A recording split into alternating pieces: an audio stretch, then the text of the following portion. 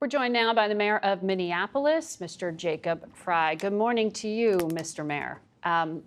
The secretary specifically called on you to set up a safe zone where protests would be contained. Is that something you're looking at? First Amendment speech is not limited to one park or one section of the city. You are allowed to protest so long as you're doing it peacefully. And by the way, we've got tens of thousands of people in Minneapolis that are grinning down the bear, that are peacefully expressing their First Amendment rights. So no, you can't have just one section of a city. That's not the way First Amendment works. I want to ask you a number of things about what's happening in the city, but I just want to get out of the way.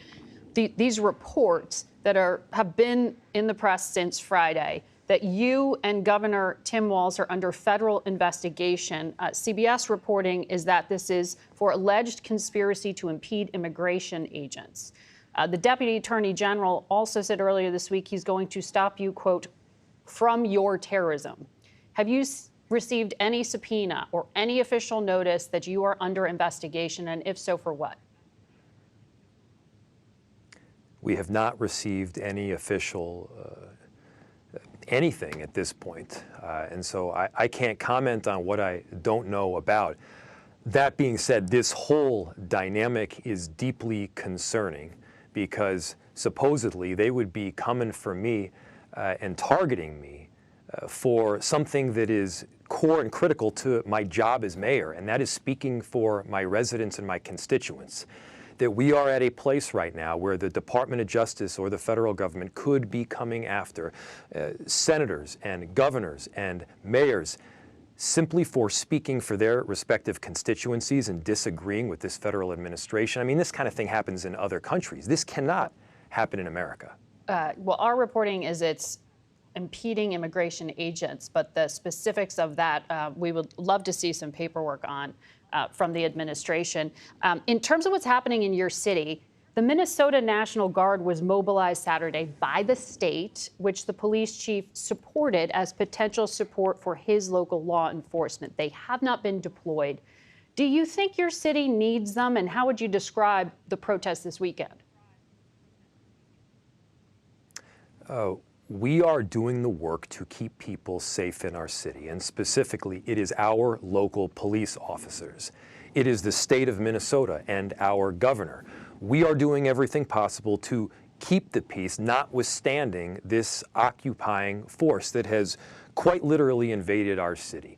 I mean, we've got 600 cops in the city of Minneapolis, and we're talking about 3,000 plus ICE agents and border control that have come in.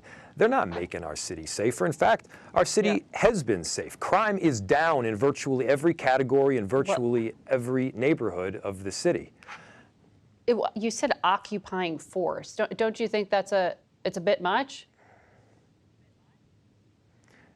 I mean, look, you can go through whatever rhetorical flourish you want, but when you have 3,000 ICE agents and border control come to the city, when you've got this supposed threat of 1,500 military coming to the city, yeah, that's very much what it feels like. When you outnumber local police officers 5 and 6 to 1, that is the vibe. And so the bottom line is, if the goal were safety, this is not how you get there. If the goal is safety, I can give you a very antidote to some of the violence that we're seeing, and it's have them leave. Well, they argue, the administration that is, that this is a sanctuary county and a sanctuary city, and they are enforcing federal immigration law, and that therefore this is called for, that they're cleaning up a mess that the last administration created. I mean, how do you prescribe in this unprecedented situation for local and federal officials to work together here? We have worked together. We do work together when this is about getting murderers and rapists and all the other bad stuff that Kristi Noem just said off the street. We have worked with the DEA and the FBI. We've worked with the ATF and the U.S. Attorney's Office to drive down crime, get violent criminals off the streets. And on the north side, shootings are the lowest that they've ever been, I believe, on record. And so nobody's against that. But that is not this. This is not about safety. What this is Yeah. about is coming into our city by the thousands and terrorizing people simply because they're Latino or Somali. And yeah, Well- people in Minneapolis are speaking up. They're speaking up peacefully. They're standing up for their neighbors. And this is not just about resisting Trump. This is about loving and caring for the people that call this city home. And it's been inspiring. Well, on the ICE actions themselves, your Attorney General out in Minnesota, Keith Ellison, has asked Minnesotans to gather information about federal actions and post them on his website. What's the intent of those incident reports? And I understand in theory what this is, but if you are saying that it is not safe for civilians to be inserting themselves in enforcement operations or even surrounding enforcement operations, aren't you asking them to do something that is endangering them? No, civilians should not be involved in enforcement operations. Taking a cell phone out and videotaping what's going on is not enforcement. That's transparency. You know, sunlight can be the best disinfectant, and in this case, yeah, they're disinfecting some of the really horrible things that are taking place on our street because, you know, to the extent that ICE agents are doing things that are unconstitutional, and by the way, they are.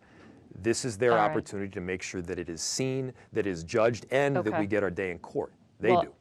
I think the whole country is hoping for stability and peace and security. Mr. Mayor, thank you very much.